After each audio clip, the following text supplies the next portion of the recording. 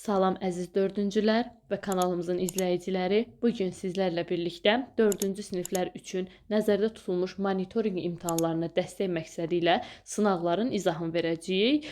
Xatırladım ki, video izahımıza keçməzdən öncə videonu bəyənməyi, kanala abunə olmağı, videonu və kanalımızı paylaşmağı unutmayın.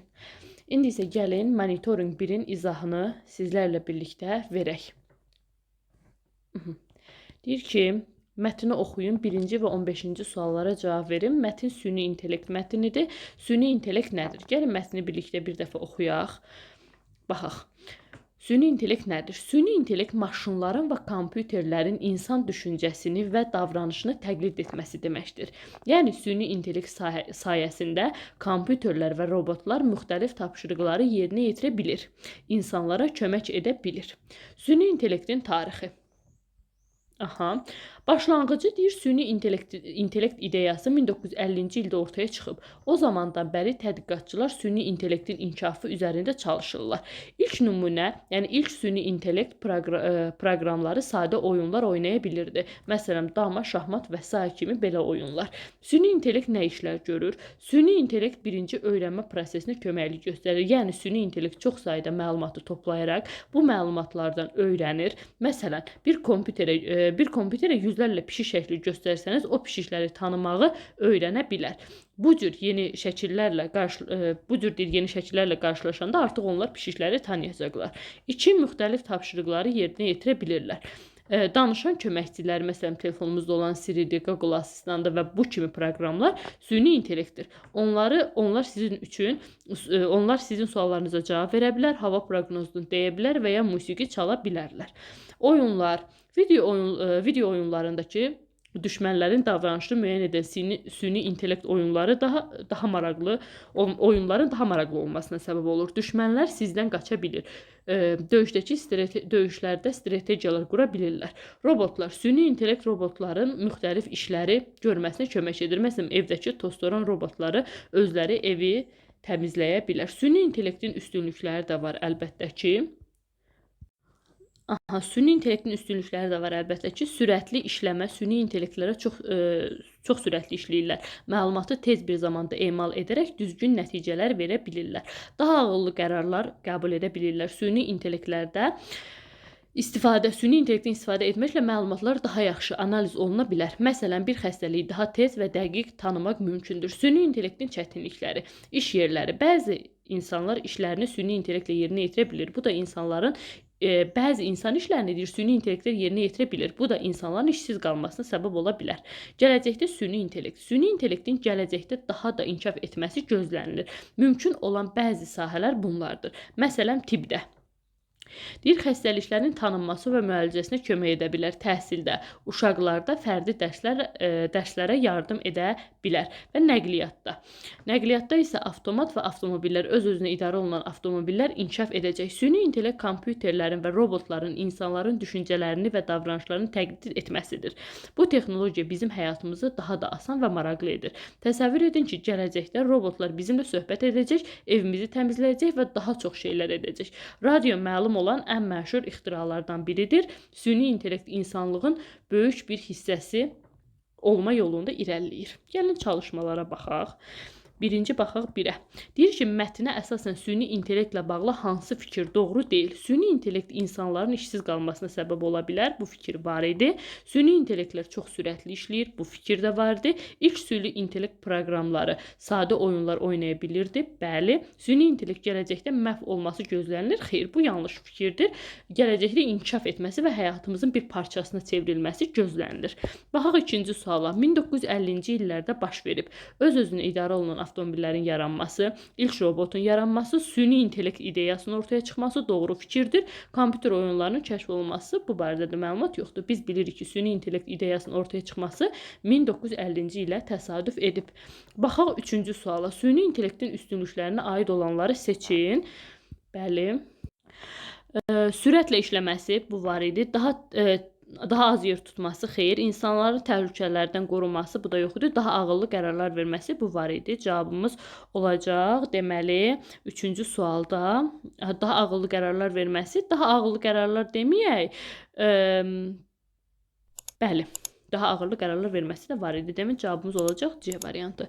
Mətnin sonuncu abzasında müəllif nəyi qeyd edib? Süni intellektin yaranma tarixini. Xeyr, bu sonuncu abzası deyil. Süni intellektin gələcək inkişafını. Bəli, süni intellekt proqramlarını, süni intellektin gördüyü işlərdə deyildi. Cavabımız oldu B variantı.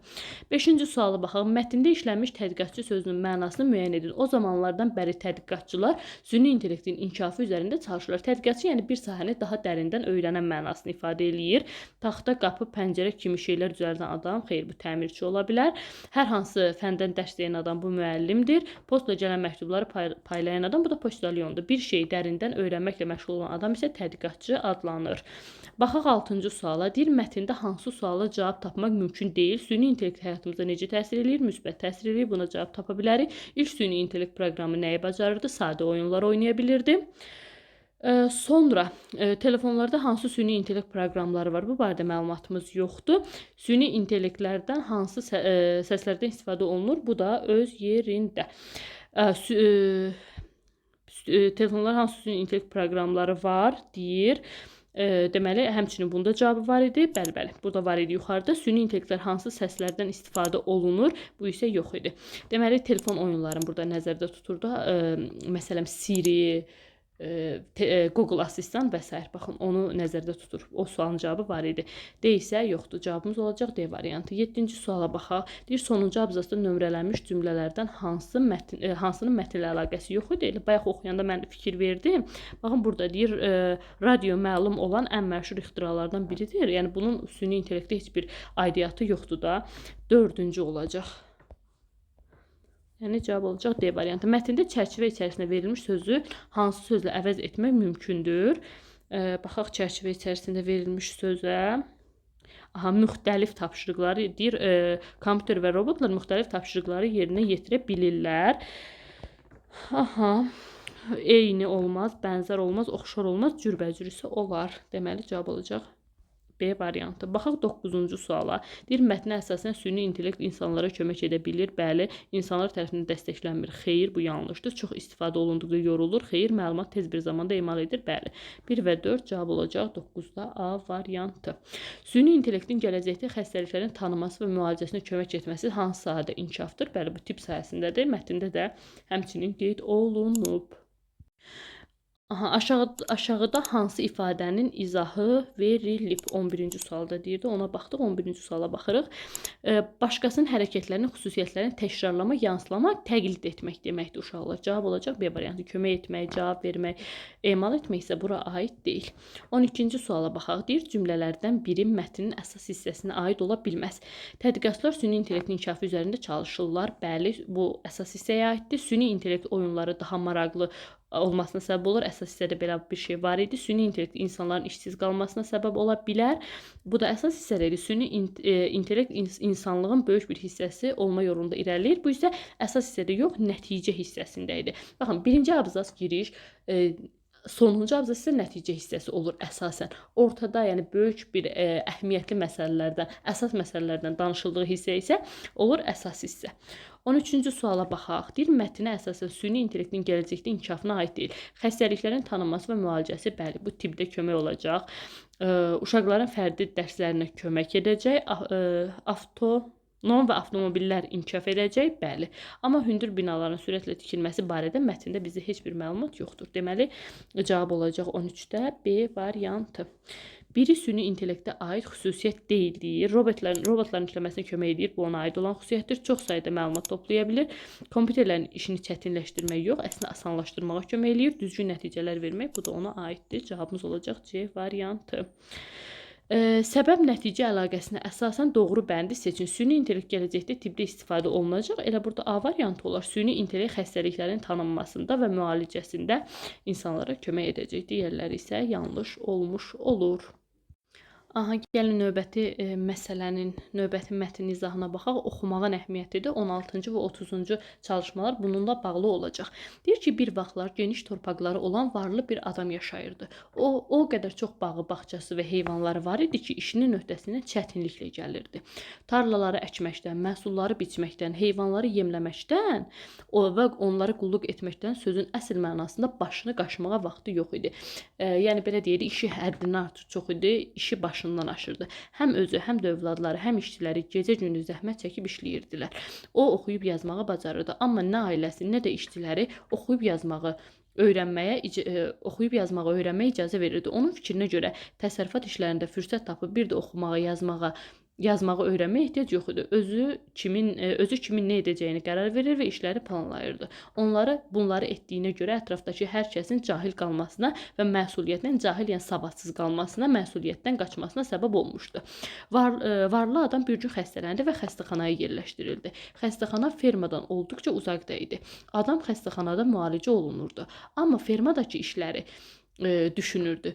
Çünki bilirdi ki, onsuz heç kim qərar qəbul edə və iş bölgüsü apara bilməz. Bu problemin həll yolunu düşündü və fermadakı işlərin davam etməsi üçün mütəmadi olaraq məktublar yazıb göndərmə qərarı aldı. O xəstə halı ilə hər gün yorulmadan məktub yazır, kimin hansı işlər görəcəyini ətraflı şəkildə izah edirdi. Adamın göndərdiyi məktublar fermaya çatdı, amma heç kim oxuya bilmirdi. Böyüklərindən gələn bu məktubu görüb başlarının üzərinə qoyur, sonra hündür bir yerə asırdılar. Öz düşüncələrinə görə ona hörmət edirdilər. Bir neçə aydan sonra adam xəstələndi. Xəstəxanadan çıxdı və işinin başına qayıtdı. Amma fermanın acınacaqlı vəziyyətini görüb heyrətdən, yəni çox təəccübləndi də, nə edəcəyini bilmədi. Əkinlər quruyub, heyvanlar xəstələnib, işlər olduğu kimi qalıb. Xüsusən də göndərdiyi məktubları hündür bir yerdə hörmətlə qoyulduğunu görəndə ağlamağa və saçlarını yolmağa başladı. Amma nə fayda, zərərin yarısından da qayıtmaq xeyirdir dedi və yaxınlıqdakı kəndlərin birində məktəb tikdirdi. Böyükdən kiçiyə hər kəsin məktəbə getməsinə və elm qazanmasına şərait yaratdı. Bilikli insanların torpaqdan, heyvanlardan aldıqları məhsullar dəfələrlə artmışdı. Adam başa düşdü ki, elm öyrənmək vaxt itkisi deyil və insanlara onların edə biləcəklərinin məsuliyyətini vermək vacibdir. Çox möhtəşəm bir mətndir həqiqətən də. 16. Deyir, mətnə əsas fikir nədən ibarətdir? Savadsız adam kör kimi olacaq. Hadisələrin ardıcıllığını müəyyən edin. Varlı adam xəstələndi. Varlı adam heç kəsə oxuyub yazmağı öyrənməyə icazə vermirdi. Varlı adam hər gün məktublar yazırdı və xəstəxana tikdirdi. Deməli, birinci bu olar, ikinci bu olar, üçüncü bu olar, dördüncü də bu olar. Yəni 2, 1, 2, 1, 2, 1, 3, 4. Cavabımız olacaq C variantı. Çərçivədəki cümlələri davam etdirən cavabı seçin. Varlı adam oxuyub yazmağı öyrənməyə icazə vermirdi. Çünki kənddə təhsil almaq üçün məktəbi yox idi. Elm öyrənməyə vaxt itkisi hesab edirdi. Cavab olacaq C variantı. 19-cu suala baxaq. 19-cu sualda deyir ki, varlı adamın yazdığı məktublar nə üçün işə yaramadı? Çünki onlar oxuyub yaza bilmirlər. Varlı adamın kimə nə edəcəyini qərar verməsi və bütün işləri planlaması nəyə səbəb olmuşdu? Varlı adam nə zaman ağlamaq və saçlarını yolmağa başladı? Varlı adam tikdiyi məktəbə hansı ad verdi? Bu cavab yoxdur. Deməli, cavabımız olacaq D variantı. Hansı cümlədə altında xətt çəkilmiş sözün mənası var? Mütəmadi uşaqlar davamlı olaraq mənasını ifadə edir. Məsələn, mən mütəmadi bu işlə məşğulam, davamlı olaraq bu işlə məşğulam mənasını ifadə etmiş olur.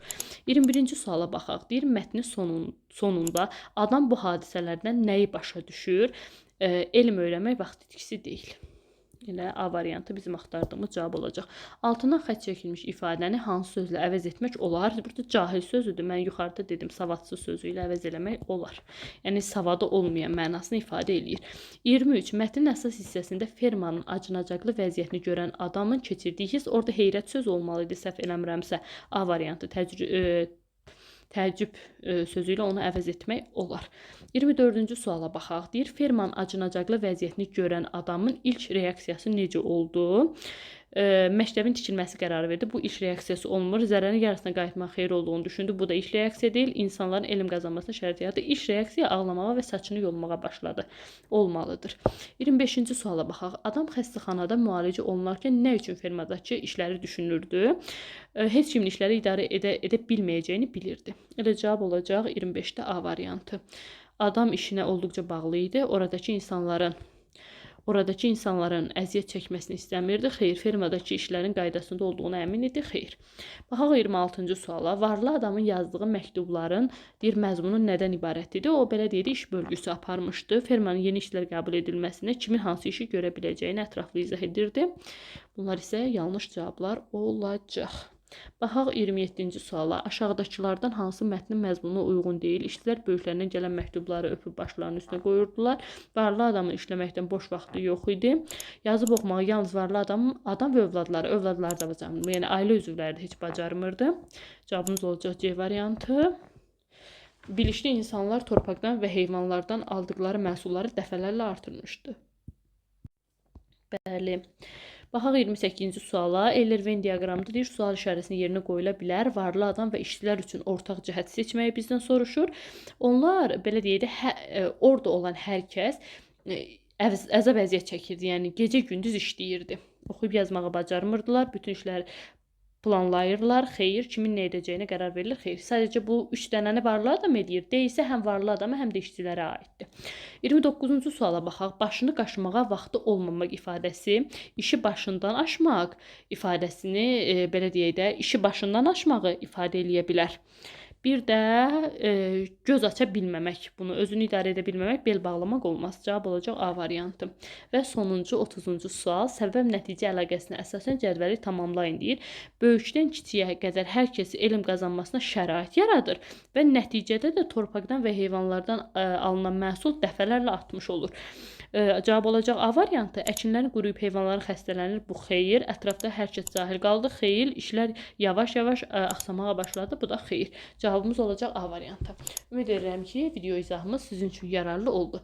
Təkrardan xatırlatmaq istəyirəm ki, video izahlarımızı paylaşırıq. Daha çox uşağın bu videolardan yararlanmasına şərait yarada bilərsiniz. İnşallah növbəti izahlarda görüşmək ümidi ilə. Özünüzə yaxşı baxın.